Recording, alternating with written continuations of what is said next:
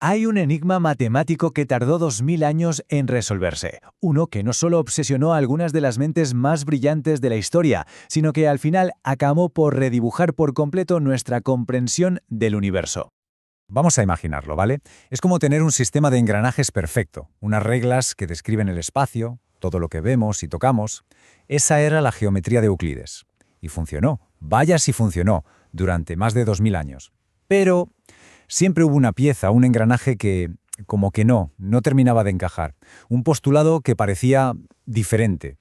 Vale, para entender bien de dónde viene todo este lío, tenemos que viajar un poquito en el tiempo. Vámonos a la antigua Grecia, a conocer esa geometría de Euclides, que era a la vez perfecta y, como veremos, imperfecta. A ver, Euclides lo que hizo fue construir toda su geometría sobre 5 pilares, 5 supuestos que él llamó postulados. Los 4 primeros son, la verdad, de puro sentido común. O sea, que puedes trazar una línea entre 2 puntos, pues claro. Que la puedes alargar todo lo que quieras, evidente. Que puedes dibujar un círculo, pues vale. Son cosas tan obvias que casi da vergüenza decirlas en voz alta. Y entonces llegamos al quinto. Fíjense en la diferencia. Es que no tiene nada que ver. Mientras los otros son súper simples y directos, este es largo, es enrevesado, para nada es obvio. Desde el primer día fue como el hijo problemático de la geometría, la pieza rara que nadie sabía muy bien dónde poner. Pues sí, este quinto postulado, que también se conoce como el postulado de las paralelas, se convirtió en una auténtica obsesión, una que duró, ojo, 2 milenios. Aquí es súper importante entender una cosilla, la diferencia entre un axioma y un teorema. Un axioma es como las reglas del juego, algo que aceptas sin más para poder empezar a jugar. Un teorema, en cambio, es algo que demuestras a partir de esas reglas. Pues bueno, durante siglos, todos los matemáticos estaban convencidísimos de que el quinto postulado no era una regla del juego, sino algo que se podía demostrar usando las otras 4. Un teorema, vamos. Y madre mía si lo intentaron, es que es una locura. Durante siglos las mentes más brillantes de cada época se dejaron la piel en esto. Desde el mundo árabe, con genios como Ibn al-Haytham u Omar Khayyam, hasta los grandes geómetras europeos como Sachery o Lambert, todos, absolutamente todos, fracasaron. Pero aquí viene lo bueno. Sin saberlo, cada uno de esos intentos fallidos era un pequeño paso que estaba preparando el terreno para una revolución total. Y así, después de tantos fracasos, llegamos al punto de inflexión, a la gran ruptura. A principios del siglo XIX, algunos matemáticos empezaron a pensar de una forma completamente distinta. Se hicieron la pregunta prohibida. Oye, ¿y si dejamos de intentar demostrarlo? ¿Y si simplemente asumimos que es falso? ¿Qué pasaría entonces? Es que esa pregunta lo cambió absolutamente todo. De repente, ya no se trataba de buscar la única verdad, se convirtió en una exploración de posibilidades. ¿Y si el postulado no era algo que tenía que ser verdad, sino una lección que podías tomar?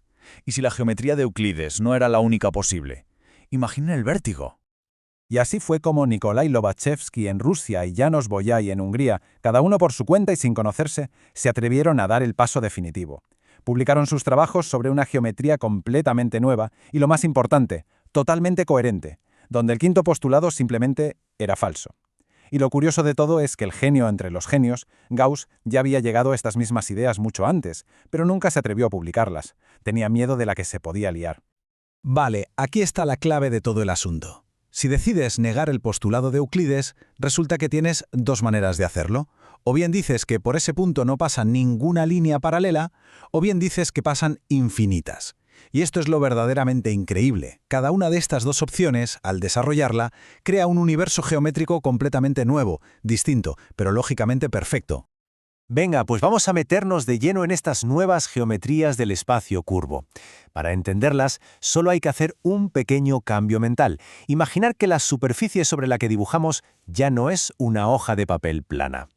La primera opción, esa de que no hay ninguna paralela, nos lleva a lo que se conoce como geometría elíptica. La forma más fácil de visualizar esto es pensar en la superficie de una esfera, como nuestro planeta. Aquí las líneas rectas son en realidad los círculos máximos, como los meridianos. Y claro, ¿qué pasa con los meridianos? Que todos se cruzan en los polos. Así que es imposible trazar una línea paralela a un meridiano, porque tarde o temprano todas se van a cortar. Y luego tenemos la segunda negación, la de las infinitas paralelas. Esto nos lleva a la geometría hiperbólica. Esta es un poco más difícil de imaginar, la verdad. Pensemos en una silla de montar, que se curva hacia adentro en una dirección y hacia afuera en otra. Es un espacio con lo que se llama curvatura negativa. Y esa forma tan extraña es la que permite que para una línea que dibujes puedas trazar infinitas otras líneas que pasen por un punto y que nunca, jamás, lleguen a tocar la primera. Así que, resumiendo, nos quedamos con 3 universos geométricos posibles. El de Euclides, el de toda la vida, que es plano, con curvatura cero, luego el elíptico, con curvatura positiva, como una esfera, y finalmente el hiperbólico, con curvatura negativa, como una silla de montar. Y ojo, porque este cambio de reglas lo altera todo, desde cuántas paralelas existen hasta algo tan básico como que la suma de los ángulos de un triángulo ya no tienen por qué ser 180 grados. Una locura. Vale, muy bien. 3 geometrías. Muy interesante. Pero, ¿qué importancia real tenía todo esto más allá de ser un juego para matemáticos? Pues durante décadas se pensó que ninguna, que eran meras curiosidades, ejercicios intelectuales sin conexión con el mundo real. No podían estar más equivocados. El impacto fue sísmico. Hay que pensar que durante 2000 años la geometría de Euclides no era solo matemáticas, era la verdad, la autoridad absoluta sobre cómo era el espacio. Su caída provocó un efecto dominó que llegó hasta la mismísima filosofía, destrozando por completo las ideas de Kant, que decía que el espacio euclidiano era algo innato en nuestra mente. De repente las verdades más fundamentales que teníamos podían ser relativas. Y fue en un año muy concreto, 1915, cuando estas geometrías imposibles, estas curiosidades matemáticas, encontraron por fin su sitio en el universo. Fue el año en que un tal Albert Einstein las convirtió en el lenguaje de su teoría de la relatividad general. Y esto que viene ahora es sencillamente alucinante. Lo que Einstein demostró es que la gravedad no es una fuerza misteriosa que tira de las cosas, como nos enseñaron en el cole. No, en realidad, los objetos con mucha masa, como los planetas o las estrellas, lo que hacen es curvar el propio tejido del espacio-tiempo a su alrededor. Y las matemáticas, el lenguaje necesario para describir ese espacio curvo, no era el de Euclides, era el de Lobachevsky, el de Riemann, el de todos aquellos que se atrevieron a romper las reglas. Y hoy en día, lo que empezó como un rompecabezas abstracto para unos pocos matemáticos, tiene aplicaciones súper reales y concretas. Se usa en cosmología para intentar entender la forma misma del universo. Se usa en navegación, para calcular la ruta más corta de un avión, sobre la Tierra, que es una esfera, e incluso en ingeniería eléctrica y en telecomunicaciones. Al final, toda esta historia del quinto postulado nos deja con una lección increíble. A veces, para descubrir cómo es de verdad la realidad, primero tienes que atreverte a cuestionar las reglas que creías que la definían.